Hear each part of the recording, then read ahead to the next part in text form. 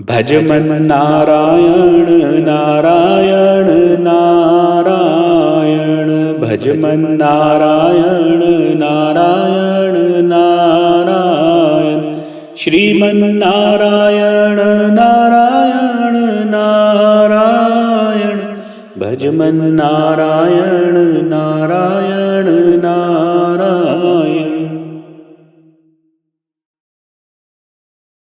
पुराणों के अनुसार जब भगवान श्री कृष्ण ने पांडवों को धर्म, मोक्ष और पुण्य की प्राप्ति हेतु एकादशी व्रत करने की सलाह दी, तब सभी पांडव श्रद्धापूर्वक इस व्रत का पालन करने लगे।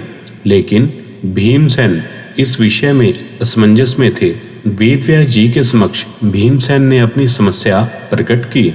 हे परम ज्ञानी पितामह, राजा युधिष्ठिर, माता कुंती, द्रौपदी, अर्जुन, नकुल और सहदेव यह सब एकादशी के दिन उपवास करते हैं और मुझसे भी आग्रह करते हैं कि मैं भी उपवास करूं, किंतु मेरे भीतर भूख की अग्नि सदैव जलती रहती है। मैं अत्यंत भोजन करने वाला हूं, उपवास करना मेरे लिए असंभव है। फिर उन्होंने एक अत्यंत मार्मिक बात कही, मैं पूरे वर्ष में केवल एक ही दिन उपवास कर सकता हूँ। आप ऐसा कोई व्रत बताइए जो सब व्रतों का फल दे। भीम की यह बात सुनकर वेदव्यास जी ने कहा, हे भीम, ज्येष्ठ मास के शुक्ल पक्ष की एकादशी, जिसे निर्जला एकादशी कहा जाता है, अत्यंत पुण्यदायिनी है। यदि तुम इस दिन बिना अन्न और जल के व्रत कर लो तो यह एक व्रत वर्ष भर की 24 एकादशियों का फल प्रदान करेगा। व्यास जी ने स्पष्ट किया कि इस व्रत में केवल आचमन करने के लिए जल मुख में लिया जा सकता है, अन्यथा पूरे दिन और रात्रि भर जल और अन्न दोनों का त्याग आवश्यक है।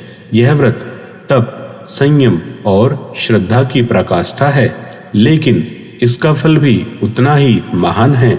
भीमसेन ने इस व्रत को करने का दृढ़ निश्चय किया। निर्जला एकादशी के दिन उन्होंने बिना अन्न जल ग्रहण किए भगवान विष्णु की भक्ति में रात्रि जागरण करते हुए व्रत पूरा किया और द्वादशी को ब्राह्मणों को जल, वस्त्र, शैया, छाता, कमंडलू आदि दान देकर स्वयं भोजन किया। भगवान श्री कृष्ण ने प्रसन्न होकर कहा, भीम, तुमने यह व्रत करके स्वयं को पवित्र किया ही है, साथ ही आने वाली अनेक पीढ़ियों को भी वैष्णव पद दिला दिया है। तब से यह एकादशी भीमसेन एकादशी या पांडव निर्जला एकादशी के नाम से प्रसिद्ध हो गई। मान्यता है कि जो व्यक्ति इस दिन व्रत करता है उसे स्वर्ग की प्राप्ति होती है।